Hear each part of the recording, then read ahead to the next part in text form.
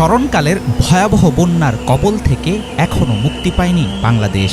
প্রবল বর্ষণে সৃষ্ট পাহাড়ি ঢল দুর্যোগের অন্যতম কারণ হলেও এর পেছনে অনেকাংশেই দায়ী ভারতের স্বেচ্ছাচারিতা।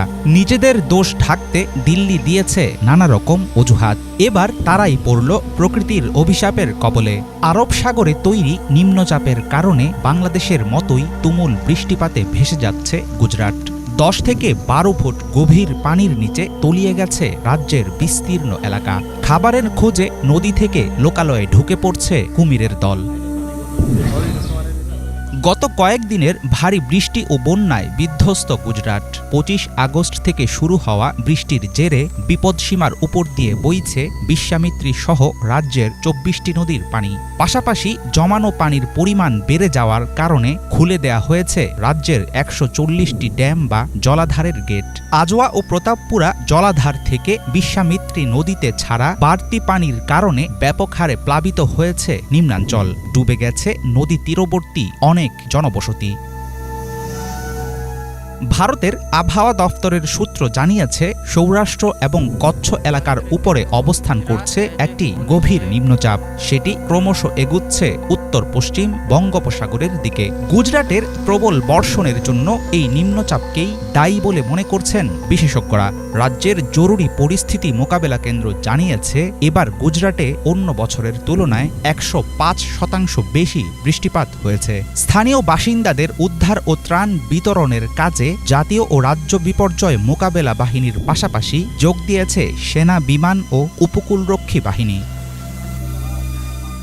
গুজরাটের চলমান বন্যার মাঝেই বৃষ্টির কারণে রাতারাতি প্রায় অচল হয়ে গেছে রাজধানী দিল্লির ট্রাফিক ব্যবস্থা। 29 আগস্টের ভারী বর্ষণে পানির নিচে চলে গেছে শহরের অনেক রাস্তা। গত কয়েক মাস ধরেই বিপজ্জনক অবস্থার মধ্য দিয়ে যাচ্ছে দিল্লির আবহাওয়া। অসহ্য গরম আর ভারী বৃষ্টির ভোল বদলের মাঝে কিছুদিন আগে ধসে পড়েছিল বিমানবন্দরের একাংশের ছাদ। ভারত জুড়ে বিপুল বৃষ্টির জেরে কিছুদিন পরপরই চরমে ওঠে পরিস্থিতি। সম্প্রতি বন্যায় ব্যাপক ক্ষয়ক্ষতির শিকার হয়েছে দেশটির বৃহত্তম রাজ্য উত্তরপ্রদেশ। 2023 সালে council of energy, environment and ওয়াটারের প্রকাশিত একটি সমীক্ষায় জানানো হয়, বন্যায় ঘরবাড়ি হারাতে পারে ভারতের বিশাল একটি অংশের মানুষ। পরিসংখ্যানে দেখা যায়, বড় আকারের বন্যায় বিপর্যস্ত হতে পারে দেশটির 72% জেলা। বেশিরভাগ ক্ষেত্রে বন্যার পূর্বাভাসের ব্যবস্থাও উন্নত মানের নয় বলে জানিয়েছে সংস্থাটি। কৃত্রিম বন্যা তৈরি করে পড়শি রাষ্ট্রকে ডুবিয়ে দেওয়ার অভিযোগ রয়েছে নয়াদিল্লির বিরুদ্ধে। সে কারণে বাংলাদেশ জুড়ে দেখা গেছে তীব্র ক্ষোভ ও ভারত বিরোধিতার জোয়ার। নিম্নচাপের কারণে সৃষ্ট প্রবল বর্ষণ এবার ডুবিয়ে দিচ্ছে দেশটির বিস্তীর্ণ অঞ্চল। একসময় হয়তো তারা সামলে নেবে বন্যার ক্ষয়ক্ষতি, কিন্তু বাংলাদেশের বন্যার পরপরই এমন দুর্যোগ যেন ভারতকে মনে করিয়ে দিচ্ছে, চক্রান্ত নয় বরং প্রাকৃতিক বিপর্যয়ে থাকতে হবে প্রতিবেশীর পাশে। হাফিজুল ইসলাম, বাংলা ভিশন।